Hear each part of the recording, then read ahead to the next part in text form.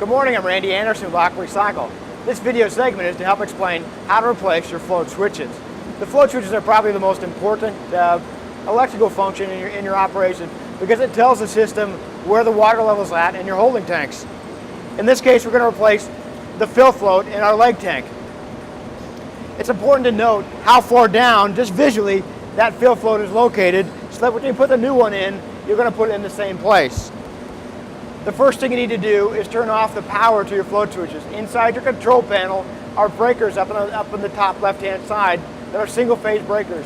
The one labeled L3, that's L and 3, is the feed to all your float switches. Turn that breaker off, and then you know there's no power to your float switches, and you can replace them. Now this float switch, all float switches merge into a junction box. So open your junction box.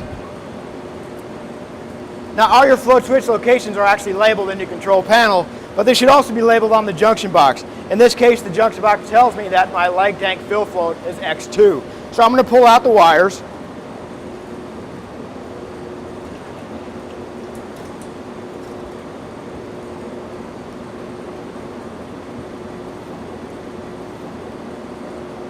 And I'll locate the X2 wire. Here, I got it.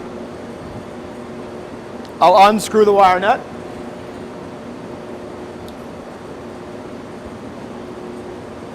And then you'll see that that float switch actually goes back into a wire labeled L3. We've killed the power in L3, so I know this is dead.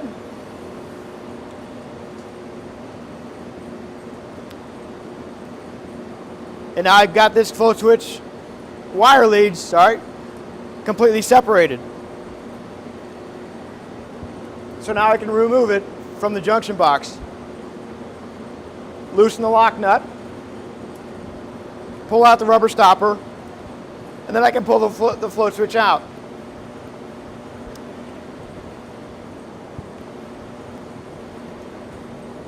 Unbundle the wire junctions.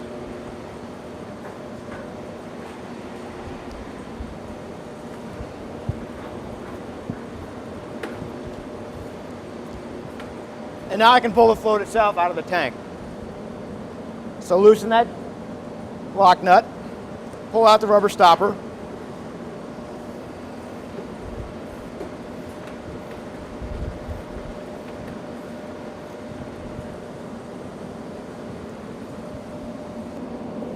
and now I can pull the float out of the tank itself.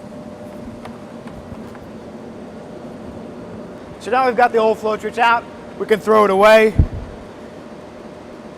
But the only thing to note is that on your old float switch is the location of the weight to the float itself. In this case, it's about a foot. We would like the weight to be anywhere from 6 inches to a foot from the bottom of the float, and then reattach it. In this case, I'm going to reuse this float. It's in good shape. But now you bring in your new float, okay? You put the float itself back in the tank. Make sure you don't lose it. Otherwise, you'll be swimming.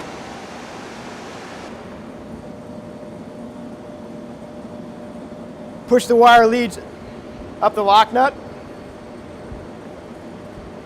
and pull it out. Now we're going to reinsert our rubber stopper and the lock nut itself. Slide on down my wire.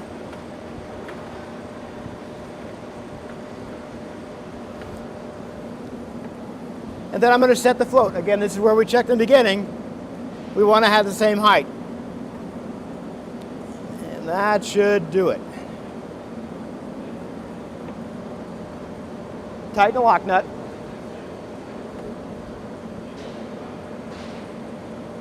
And now your float is tight. But as a safety precaution, I will typically put a quick knot on the back end of my wire and slide that knot right down to the top of the lock nut. Now I know my float switch can't slip back into the tank. Now run your wire leads back to the junction box. And I typically try to take a nice clean path. So I'll run along the existing, I can use the existing cable tie here.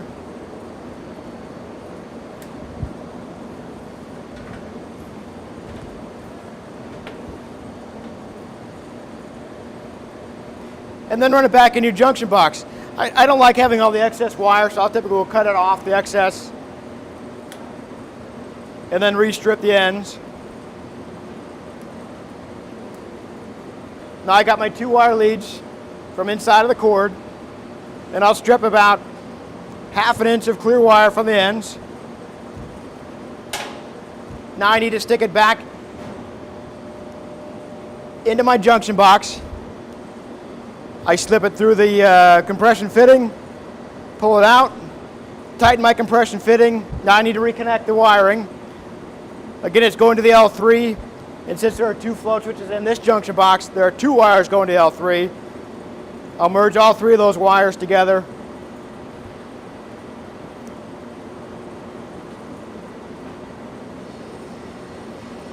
Tighten the wire nut until it's nice and tight. We don't want those wires to pull apart. And I like to pull in the wires to make sure all 3 are connected. Now I know all 3 are together.